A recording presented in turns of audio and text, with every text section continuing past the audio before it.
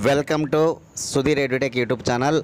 2024 April 18 ఇవాల్టి current affairs. First question, world heritage డేని ప్రతి ఏటా ఏ తేదీన నిర్వహిస్తారు?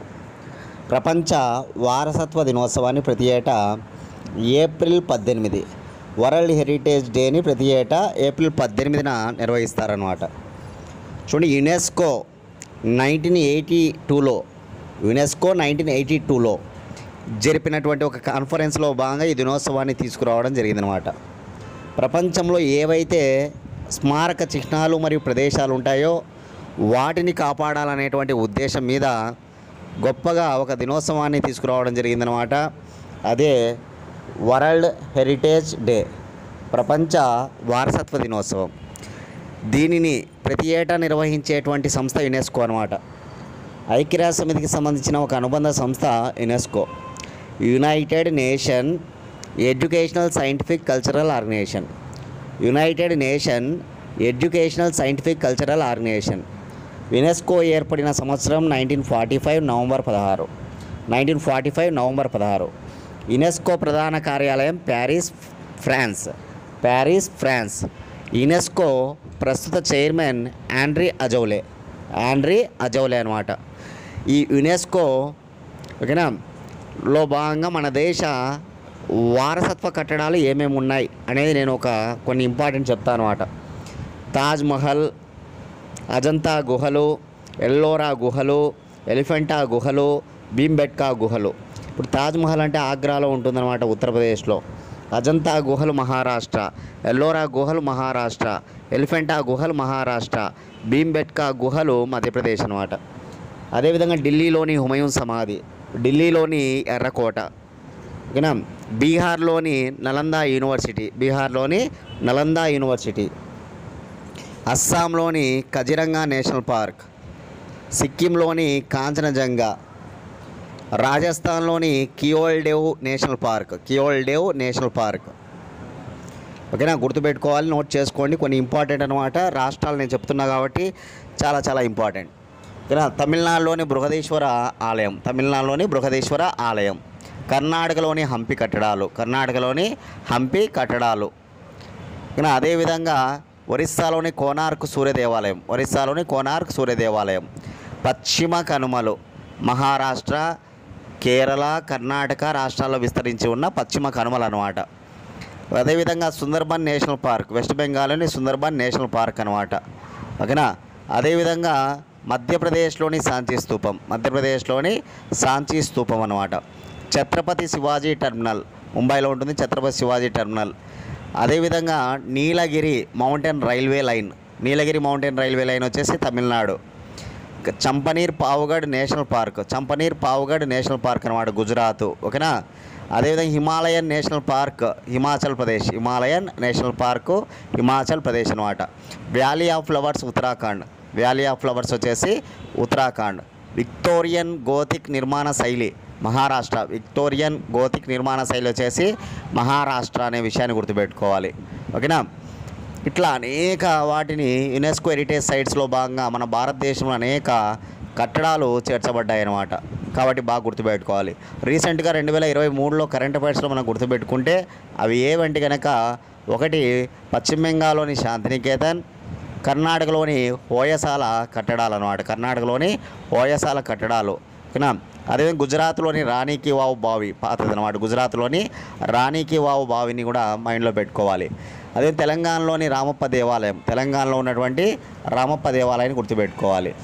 ఓకేనా. ఇవన్నీ కూడా మనకి ఉంటాయన్నమాట. నోట్ చేసుకోండి. ఆ రాష్ట్రాలు ఒక్కసారి నేను చెప్పినవన్నీ కూడా చూసుకోవాలి మీరందరూ కూడా. ఓకేనా. అదేవిధంగా మరొక రైల్వే లైన్ గుర్తుపెట్టుకోవాలి, కల్కా to Shimla railway line. Shimla అంటే హిమాచల్ ప్రదేశ్ అనమాట. ఇది కూడా ఉంటుంది, సిమ్లా రైల్వే లైన్ కూడా. Darjeeling Himalayan railway line West Bengal అనమాట. Darjeeling Himalayan railway line. ఓకేనా. ఇక వరల్డ్ హెరిటేజ్ డే 2024 యొక్క థీమ్ నోట్ చేసుకోండి అందరూ కూడా. థీమ్ ఏంటంటే కనుక డిస్కవర్ అండ్ ఎక్స్పీరియన్స్ ఓకేనా diversity. Discover and experience diversity అనే థీమ్ అనమాట. ఇతివృత్తం అంటారు తెలుగులో. ఓకేనా.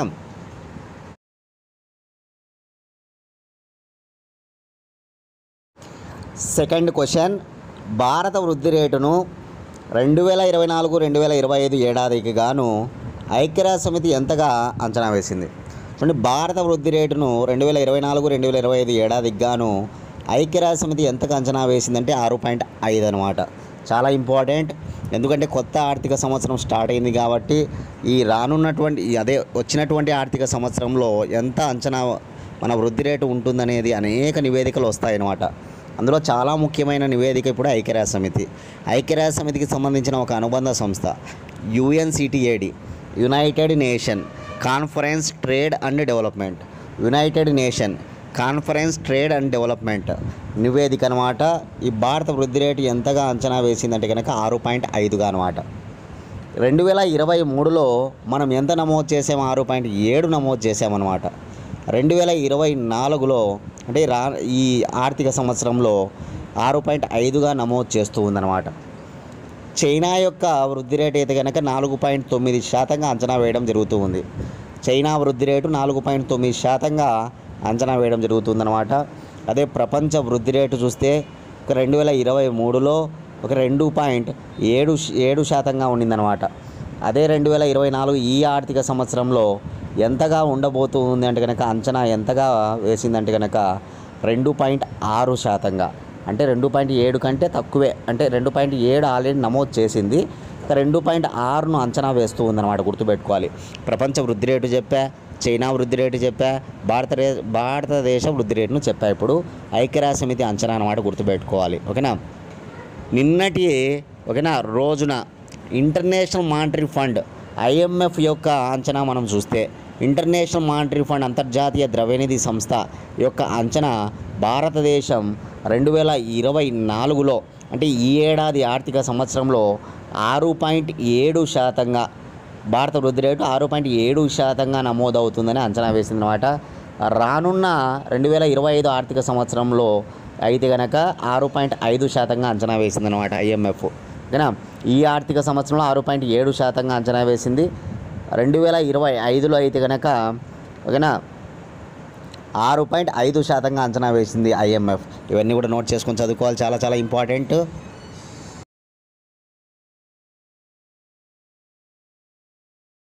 Third question, army general Manoj Pandey ఏ దేశంలో భారత్ నిర్మించిన ఓకేనా IT ల్యాబ్ ప్రారంభించారు?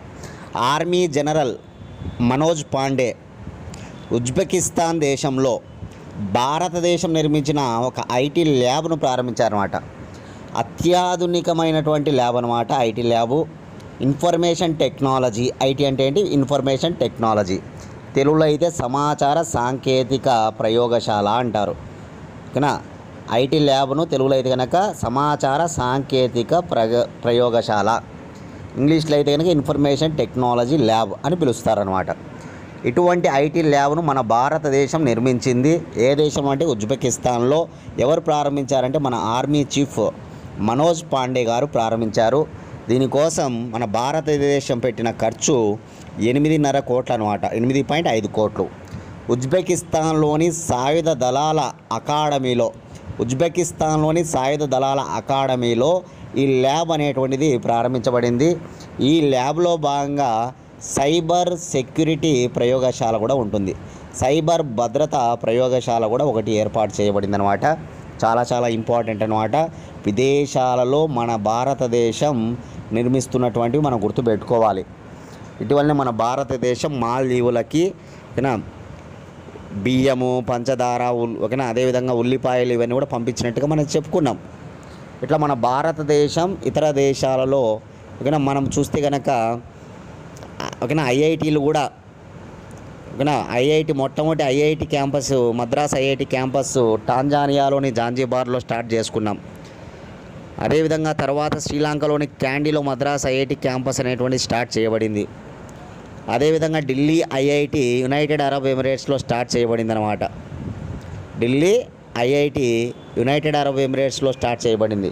ఇట్లా కొన్ని గుర్తుపెట్టుకోవాలి, విదేశాల్లో మనం ఏమేమి చేస్తూ ఉన్నాం, ఓకేనా మనకు సంబంధించిన విషయాలు ఏమేమి ఉన్నాయని. ఇకపోతే ఉజ్బెకిస్తాన్ అనేటువంటిది ఆసియా ఖండంలో, మధ్య ఆసియా ఖండంలో ఉంటుందన్నమాట. ఉజ్బెకిస్తాన్ రాజధాని తాష్కెంట్. ఉజ్బెకిస్తాన్ దేశ భాష ఉజ్బెక్. ఉజ్బెకిస్తాన్ దేశ కరెన్సీ SOM. ఉజ్బెకిస్తాన్ దేశ ప్రెసిడెంట్ మిర్జియోయేవ్. ఉజ్బెకిస్తాన్ దేశ ప్రధానమంత్రి ఉజ్బెకిస్తాన్ దేశ ప్రధానమంత్రి అబ్దుల్లా అరిపోవ్ అనమాట ఉజ్బెకిస్తాన్.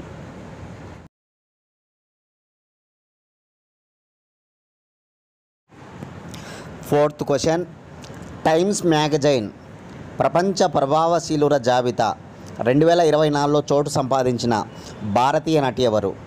చాలా ఇంపార్టెంట్. నిన్నటి క్లాస్లో మనం చెప్పుకున్నాం అన్నమాట. ఏంటి అంటే కనుక ఫోర్బ్స్లో అత్యంత పిన్న వయస్కురాలిగా ఉన్న బిలియనీర్ ఆమె లివియా అని చెప్పుకున్నాం. 19 ఏళ్ళు ఉన్న ఒక బాలిక, ఒక స్టూడెంట్ అన్నమాట, ఏకంగా యువ బిలియనీర్ల జాబితాలో చోటు సంపాదించింది అని చెప్పుకున్నాం. అదేవిధంగా ఇటీవల బిలియనీర్ల జాబితాలో ఏది ఫోర్బ్స్ లిస్ట్ మనం చెప్పుకున్నాం అన్నమాట ఇదివరకు. కానీ బిలియనీర్ల జాబితాలో బెర్నార్డ్ ఆర్నాల్ట్, ఎలన్ మస్క్, అదేవిధంగా జెఫ్ బెజోసు, అదేవిధంగా మనకి చాలా ముఖ్యంగా ఈ మార్క్ జుకర్బర్గ్, వీళ్ళందరూ కూడా గొప్పగా టాప్లో నిలిచారని చెప్పుకున్నాం అనమాట. మనం ముఖేష్ అంబానీ 9వ స్థానంలో, గౌతమ్ అదానీ 17వ స్థానంలో ఉన్నాడని ఫోర్బ్స్ బిలియనీర్ల జాబితాను చెప్పుకున్నాం.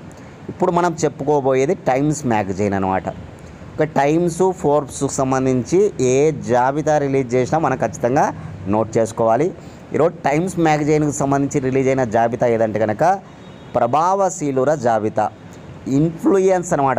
ప్రభావశీలురు అంటే కనుక ఎవరైతే ఇన్ఫ్లుయెన్స్ చేస్తారో వారి యొక్క జాబితా అనమాట.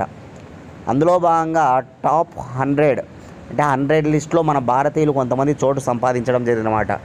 టాప్ ర్యాంక్స్ అనేటువంటి లేవు. అంటే టాప్ 1 ఎవరు, టాప్ 2, టాప్ 3 ఇట్లా ఉండవు అనమాట. ఓవరాల్గా 100 లిస్ట్లో చోటు సంపాదించారు మన భారతీయులు. వాళ్ళ పేర్లు మీరు గుర్తుపెట్టుకోవాలి. ఓకేనా? ఒకరు అలియా భట్ అనమాట, సినిమా నటి అలియా భట్. అదేవిధంగా భారత సంతతికి చెందినటువంటి సత్యా నాదెల్లా, మైక్రోసాఫ్ట్ CEO సత్యా నాదెల్లా. అదేవిధంగా ప్రపంచ బ్యాంకు అధ్యక్షుడు Ajay Banga, Microsoft CEO Satya Nadella, cinema నటి అలియా భట్. అదేవిధంగా డైరెక్టరు మరియు సినిమా నటుడు దేవ్ పటేల్ అనమాట. అదేవిధంగా అమెరికా ఇంధన శాఖలో పనిచేసే డైరెక్టర్ జిగర్ షా, మన భారత సంతతికి చెందిన వ్యక్తి అనమాట. అమెరికా ఇంధన శాఖలో డైరెక్టర్గా పనిచేస్తున్నాడు. అతను ఎవరంటే జిగర్ షా. అదేవిధంగా యేల్ యూనివర్సిటీలో ఫిజిక్స్ ప్రొఫెసర్ అయినటువంటి నటరాజన్. వీళ్ళను మనం గుర్తుపెట్టుకోవాలి. టైమ్స్ మ్యాగజైన్లో చోటు సంపాదించిన మన భారతీయులు ప్రభావశీలుర జాబితాలో చోటు సంపాదించిన వాళ్ళు. వీళ్ళని నోట్ చేసుకోండి. వీళ్ళు ఎవరెవరు అనేది తెలుసుకోండి, సరిపోతుంది. ఓకేనా? చాలా చాలా ఇంపార్టెంట్.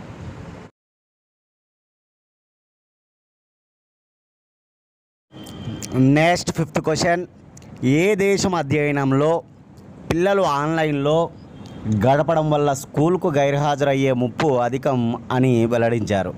చూడండి, ఏ దేశ అధ్యయనంలో అంటే కనుక ఫిన్లాండ్ దేశంలోని యూనివర్సిటీ హెల్సింకి యూనివర్సిటీ. ఫిన్లాండ్ దేశ రాజధాని హెల్సింకి అనమాట. ఇక్కడ ఒక యూనివర్సిటీ చాలా ఫేమస్గా ఉంటుందన్నమాట, అందుకే దాన్ని హెల్సింకి యూనివర్సిటీ అంటారు. కానీ ఆ యూనివర్సిటీ సేకరించినటువంటి స్కూలు పిల్లలకు సంబంధించినటువంటి డేటా అనమాట. 86,000 మందిని 14 నుంచి 16 ఏళ్ళ వయసు కలిగినటువంటి స్కూలుకు వెళ్ళేటువంటి విద్యార్థులలో ఈ సర్వే చేయడం జరిగిందనమాట. 86,000 మందిని సర్వే చేశారు.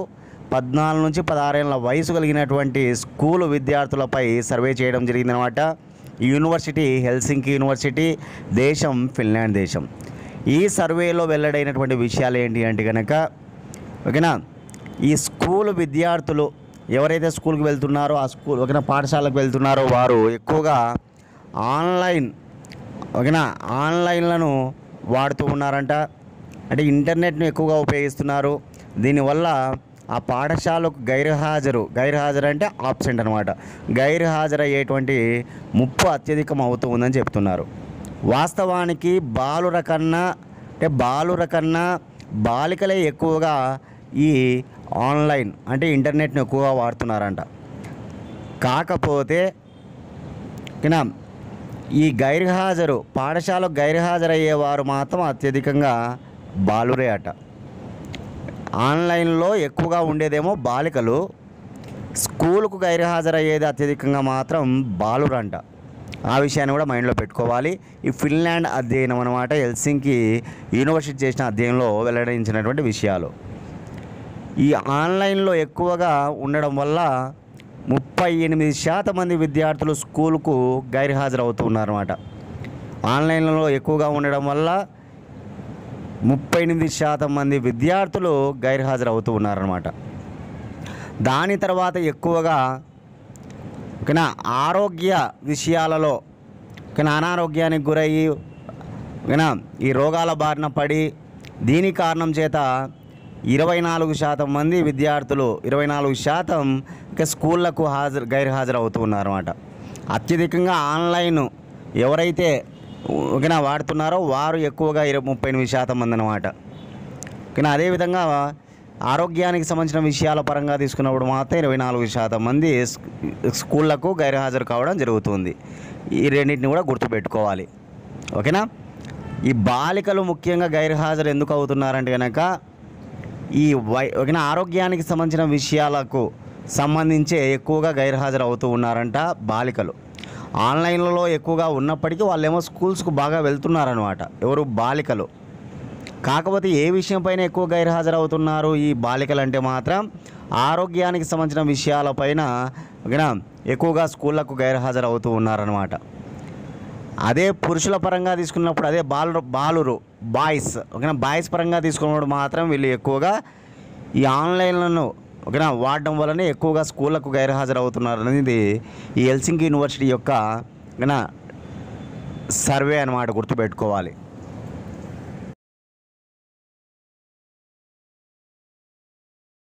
Next 6th question, UNFPA world state of population 2024 ప్రకారం భారతదేశ జనాభా ఎంత? UNFPA world state of population 2024 ప్రకారం భారతదేశ జనాభా ఎంత అంటే 144.7 కోట్లు, 144 crores అనమాట.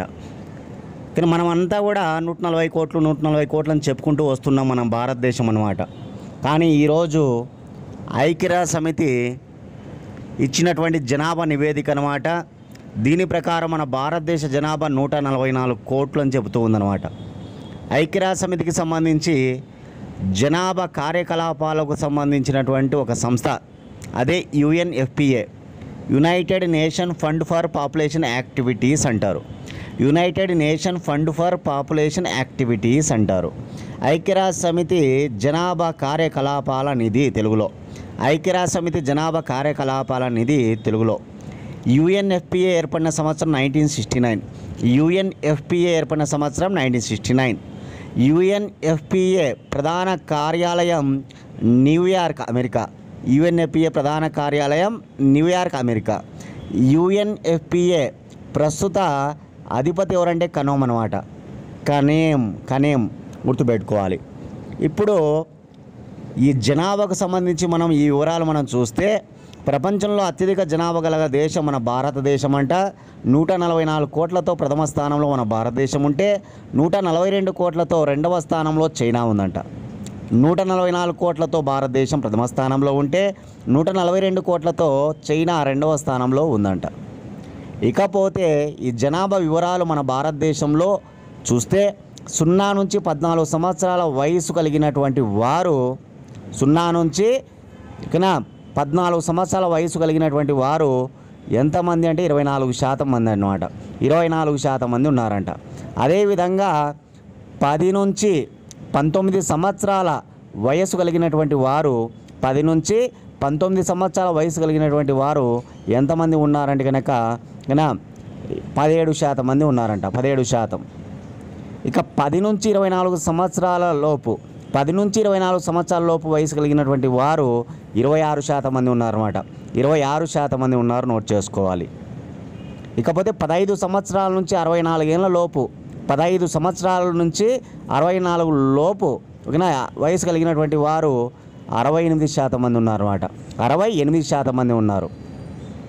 ఇక 65 సంవత్సరాలు ఓకే 64 సంవత్సరాల పైబడినటువంటి వృద్ధుల పరంగా తీసుకున్నప్పుడు 7% మంది ఉన్నారంట. 7% మంది ఉన్నారన్నమాట, గుర్తుపెట్టుకోవాలి.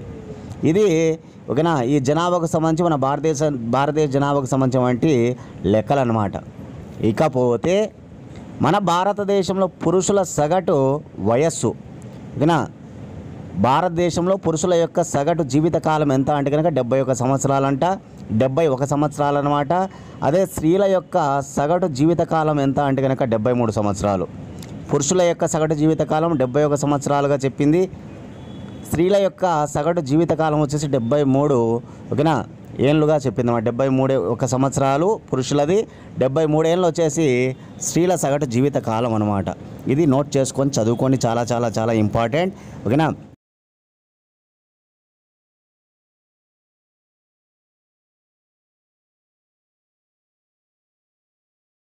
Next 7th question. మయన్మార్లో జైలు నుంచి గృహ నిర్బంధానికి మార్చబడిన ఆంగ్ సాన్ సూకీకి నోబెల్ బహుమతి ఎప్పుడు వరించింది? మయన్మార్లో జైలు నుంచి గృహ నిర్బంధంకు మార్చబడినటువంటి ఆంగ్ సాన్ సూకీకి 1991లో నోబెల్ బహుమతి, నోబెల్ పీస్ ప్రైజ్ అనమాట, నోబెల్ శాంతి బహుమతి వరించింది. ఎప్పుడు? 1991లో అనమాట. ఎవరి ఆంగ్ సాన్ సూకీ ఎందుకు జైల్లో ఉంది అనేది మనం తెలుసుకుంటే, యాక్చువల్గా ఆమె పైన అనేక ఆరోపణలతో ఈ మయన్మార్ సైనిక ప్రభుత్వం ఆమెను జైలులో నిర్బంధించడం జరిగిందనమాట. 1990లో జరిగిన ఎన్నికల్లో అత్యంత గొప్ప విజయాన్ని నమోదు చేసింది ఎవరంటే కనుక ఈ ఆంగ్ సాన్ సూకీ. అయినప్పటికీ ఆ ఎన్నికల ఫలితాలకు ముందే 1989లో ఆమెను అరెస్ట్ చేయడం జరిగిందనమాట. 1989 నుంచి 2010 వరకు ఆమె ఇక జైలులో నిర్బంధించబడిందనమాట, గుర్తుపెట్టుకోవాలి. ఆంగ్ సాన్ సూకీ ఓకేనా. మయన్మార్ జాతిపిత ఆంగ్ సాన్ యొక్క కుమార్తె ఆంగ్ సాన్ సూకీ అనమాట. గొప్ప ఉద్యమకారిని, ఎన్నో విషయాలలో ఆమె అక్కడ ఉద్యమాలు చేయడం జరిగిందనమాట. గొప్ప ఉద్యమకారిని అనమాట. ఆమెకు నోబెల్ పీస్ ప్రైజ్ను 1991లో ఇవ్వడం జరిగింది. 1989లోనే ఆమెను అరెస్ట్ చేస్తారనమాట అమెరికా సైనిక ప్రభుత్వం. 1991లో నోబెల్ పీస్ ప్రైజ్ ఇస్తారు ఈ ఆంగ్ సాన్ సూకీకి అనమాట, గుర్తుపెట్టుకోవాలి. ఎందుకు ఇప్పుడు గృహ నిర్బంధానికి మార్చారు కనుక, ఇంటిలోకి మార్చారంటే కనుక అక్కడ విపరీతమైనటువంటి వేడుగాలులు, అంటే ఆ జైల్లో వీళ్ళు ఉన్నటువంటి జైల్లో అత్యధికంగా వేడుగాలులు ఉండడం వల్ల ఓకేనా వారిని, ముఖ్యంగా వీళ్ళు వృద్ధులు కాబట్టి, ముసలి వాళ్ళు కాబట్టి ఓకేనా ఆ వృద్ధుల యొక్క ఆరోగ్యం కోసం, ఆరోగ్య రీత్యా వీళ్ళను గృహ నిర్బంధానికి మార్చడం జరిగినట్టుగా చెప్పడం జరుగుతుంది మయన్మార్ సైనిక ప్రభుత్వం అన్నమాట. ఇక మయన్మార్ మాజీ అధ్యక్షుడు విన్ మైంట్ కూడా ఓకేనా జైలు నుంచి గృహ నిర్బంధానికి మార్చడం జరిగిందనమాట. మయన్మార్ మాజీ అధ్యక్షుడైనటువంటి ఓకేనా విన్ మింట్ను కూడా ఆయన కూడా జైల్లో ఉన్నాడు. ఆయన వయసు 72 ఏళ్ళు అనమాట. అదే ఆంగ్ సాన్ సూకీ యొక్క వయసు ఎంత అంటే 76 సంవత్సరాలు ఓకేనా. ఆంగ్ సాన్ సూకీ యొక్క వయసు 76 సంవత్సరాలు ఓకేనా. విన్ మైంట్ యొక్క వయసు 72 సంవత్సరాలు. ఇద్దరు గొప్ప వ్యక్తులే ఆ దేశంలో. వారు ఇప్పుడు జైలు నుంచి గృహ నిర్బంధానికి వెళ్ళిపోవడం జరిగిందనమాట, గుర్తుపెట్టుకోవాలి. మయన్మార్ దేశ రాజధాని నెఫిడా. మయన్మార్ దేశ కరెన్సీ క్యాట్. మయన్మార్ దేశ భాష బర్మీస్. మయన్మార్ను ముందు బర్మా అని పిలిచేవారు, ఇప్పుడు మయన్మార్ అంటున్నాం కాబట్టి భాష ఏదంటే బర్మీస్ అనమాట, గుర్తుపెట్టుకోవాలి. మయన్మార్లో అత్యధికంగా ఏ మతస్థులు ఉంటారంటే కనుక బౌద్ధ మతస్థులు అత్యధికంగా ఉంటారన్నమాట మయన్మార్లో. మయన్మార్ ప్రస్తుత ప్రెసిడెంట్ ఎవరంటే కనుక మింట్ స్వీ అనమాట, గుర్తుపెట్టుకోవాలి. Myanmar present president.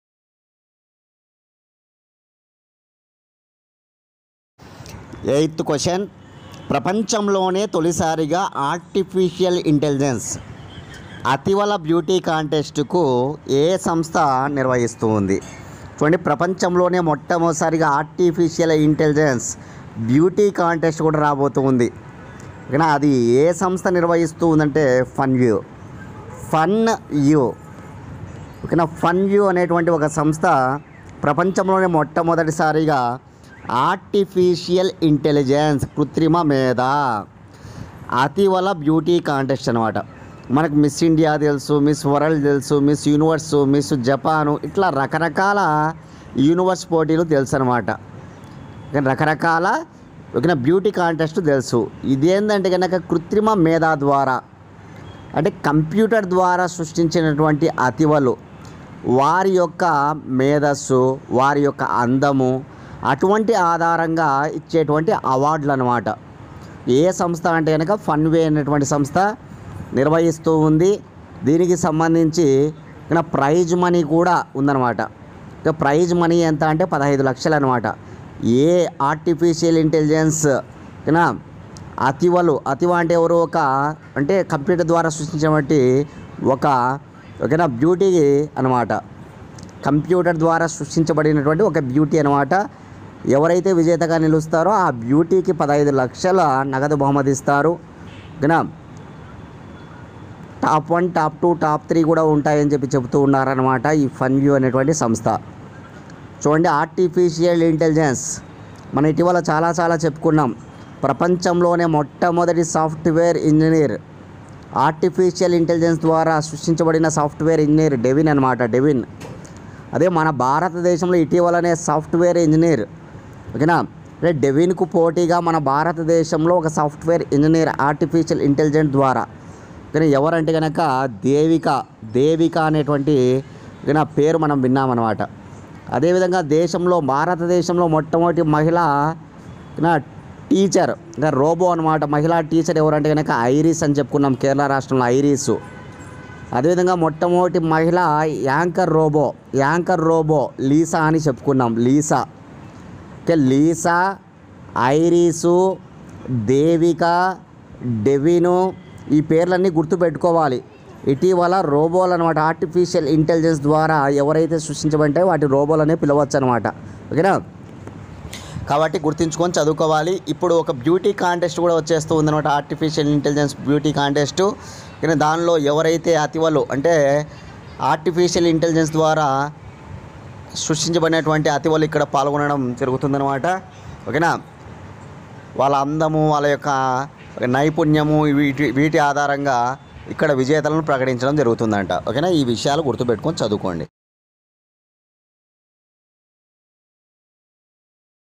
9th question, ధూమపానం వల్ల పుట్టే పిల్లలు లోపాలతో పుడతారు అని ఏ శాస్త్రవేత్తలు వెల్లడించారు?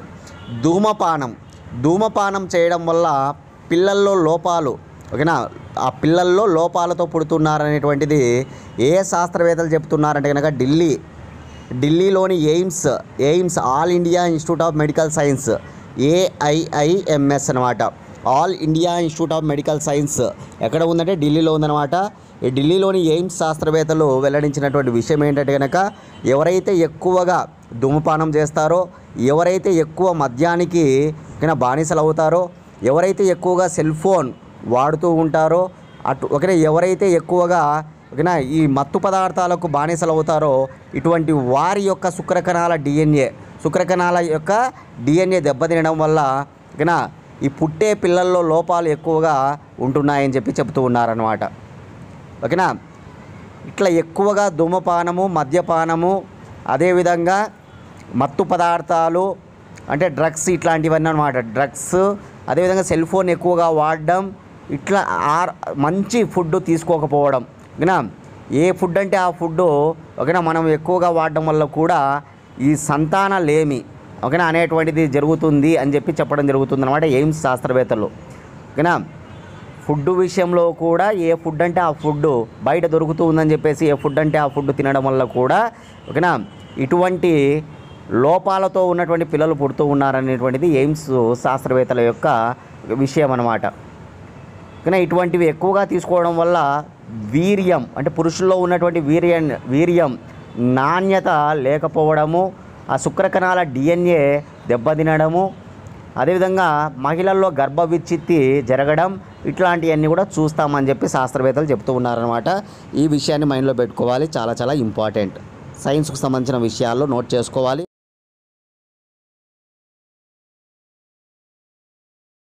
క్లాస్ ఎవరైతే ఫాలో అయినారో దయచేసి మీరందరూ కూడా లైక్ చేయండి. అదేవిధంగా ఇంకా ఎవరైనా సబ్స్క్రైబ్ చేసుకోకపోతే సబ్స్క్రైబ్ చేసుకోండి. మన ఛానల్ని కనీసం మీ ఫ్రెండ్స్ ఎవరైనా ఉంటే ముగ్గురికి షేర్ చేయండి. మీరు ఏ కాంపిటేటివ్ ఎగ్జామ్స్కి ప్రిపేర్ అయినా కరెంట్ అఫైర్స్ మెయిన్ రోల్ పోషిస్తాయన్నమాట. ఓకేనా. ఒకవేళ మీ కరెంట్ అఫైర్స్ పాత్ర లేకపోయినా సరే సబ్జెక్టుల వారిగా కూడా కరెంట్ అఫైర్స్ అనేటువంటివి ఖచ్చితంగా ఉపయోగపడతాయి. కాబట్టి కరెంట్ అఫైర్స్ అనేటువంటిది ప్రతిరోజు వింటూ రావాలి ఎవరైనా సరే. అదేవిధంగా మన ఛానల్ నుంచి 1 ఇయర్ కరెంట్ అఫైర్స్ ఓకేనా మనం తయారు చేయడం జరిగిందనమాట.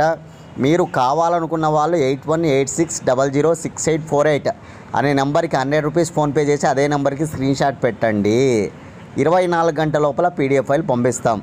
డేట్ టు డేట్ విత్ ఎక్స్ప్లెనేషన్తో కరెంట్ అఫైర్స్ తయారు చేయబడి ఉంటాయి.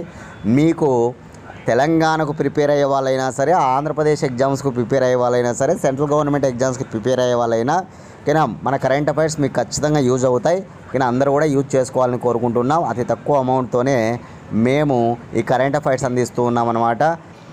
Last question, national payments corporation of India వివరాల మేరకు యూపీఐ చెల్లింపులలో ఫోన్పే, గూగుల్ పే వాటా ఎంత? చూడండి, national payments corporation of India NPCI అంటారనమాట. మన భారతదేశంలో పేమెంట్స్కు సంబంధించి యూపీఐ చెల్లింపులకు సంబంధించి అతి ముఖ్యమైన సంస్థ ఈ national payments corporation of India అనమాట.